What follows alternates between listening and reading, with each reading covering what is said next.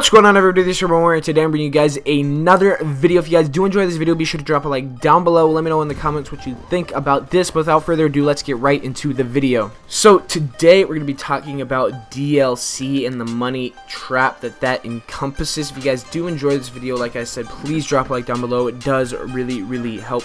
But basically, one of the things I've started to notice about DLC is that it really is just one big money trap. They just want more of your money. The 60 bucks you shelled out, or even if you got a limited edition of the game or whatever, the 120 bucks you shelled out wasn't enough. They need to ask for $60 more for a season pass, or even more than that depending on the game and the DLC, and if you're buying it individually or whatever. And not to even mention microtransactions. I don't even want to talk about that right now. I just want to talk about the main DLC. Oh, and also guys, by the way, real quick, the gameplay in the background is a game called Loadout. It's actually free to play. Check it out on PS4. I don't know if it's on PC, but it's free on PS4, and I was just messing around having some fun with it. So check that game out, guys. But anyway, back to what we were talking about, which is DLC and how much of a ripoff it is. And actually, we're starting to see a lot more games just handing out the free DLC, handing out the free maps. You'll see with COD 4, or excuse me, Modern Warfare Remastered, they gave us the second half of the maps for free. Overwatch, all the new characters and maps are going to be free. They've already said that. Grand Theft Auto, all the maps and DLC and stuff is free. Titanfall 2, all the maps are going to be free.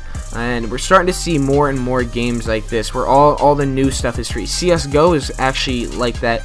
And CSGO is kind of tricky to talk about because of the intense amount of microtransactions. But after you pay them the 15 bucks at the beginning of the game, you can experience all the content cost free, which is really awesome.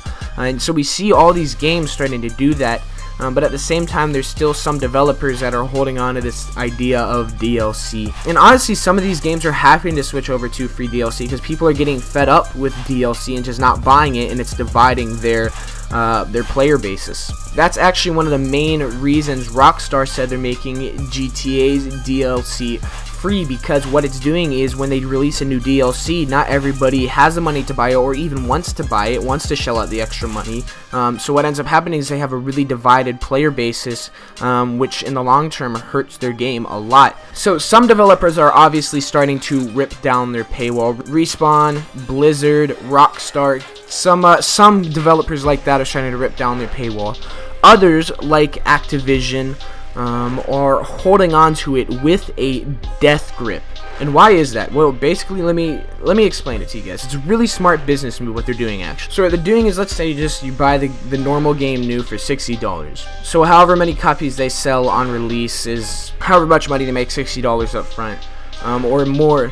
So basically, they're selling the game for $60 or more on release when it first comes out, and everybody wants to be the first one to buy the game. The game industry has made that a big thing. Oh, you got to be the first one to get the game, so everybody's going to go out and buy it at full price at first a lot of the times. And then what game developers will do is they'll be like, alright, sweet, now that you guys have this game, we're going to put a lot of emphasis on the DLC.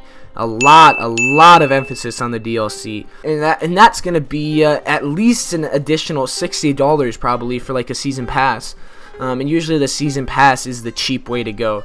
So that's $120 right there off of one person. And what's happening is they know that the big YouTubers are going to buy the DLC. So like Ali A, for example, is always going to get the new Call of Duty DLC. Always. He's never not gonna get it. That's just like a proven fact. Ali A will get the new DLC. And because of that, the people who love watching Ali A play Call of Duty and are loyal Ali A fans are going to want to be like him and get the new DLC for the Call of Duty. And so we're kind of stuck in this pit with some of these games like Call of Duty with the DLC, with obviously the exception of Modern Warfare Remastered. If you paid the extra money for it on, I believe it was like $80 or something like that. If you paid for the $80 version, the Legacy Edition, you got Modern Warfare Remastered all bundled up with a nice little bow on top.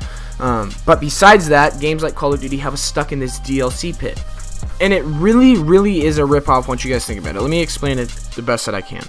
So either you're buying a complete game when you pay that $60 up front, or you're not buying a complete game. If you're buying a complete game, then you should be able to have that full experience of that game without any need for DLC. Maybe you could get DLC if you wanted to, but your experience isn't really going to be changed. You're still going to love and enjoy that game and have the full experience of Call of Duty, for example, if you don't buy the DLC, if it's a complete game. Now, if it's not a complete game, and it needs more maps, and it needs more guns, and the only way that you're going to have that complete experience is by shelling out more money than to buy the DLC, then you're not buying a complete game when you shell out that $60 on the release day. What you're buying is a half-assed game designed for you to need more DLC in order to have the full experience of that game. And so that's the trap that we're falling into as a community when it comes to gamers. And so if I were you guys, I would encourage you to support games like Titanfall, Grand Theft Auto, Overwatch, games like that and their developers, so Respawn Entertainment, Rockstar, and Blizzard. Developers like that who are not scamming us when it comes to DLC, who are giving us the complete games on release. Support those games, guys. Support those developers, and eventually the industry is just gonna have to adapt to us supporting those games. Eventually Call of Duty is gonna say, wow, our sales are going down. Well, actually, Call of Duty is not a good example for that, because their sales are going down because they don't listen to the community at all, ever. But don't even get me started on that. I've made other videos about that in the past. You can go check them out if you want. But the industry is going to look around and say, wow, people aren't falling for a DLC crap anymore. They're supporting other games, other developers that are giving them full games upon release. So we're going to have to do that too. We're not going to be able to put as much emphasis on the DLC, and the game industry is just going to have to adapt to us in that way. Because really, guys, here's the thing. We can complain and cry about DLC all we want, but nothing's going to change if we as a community don't push for that change.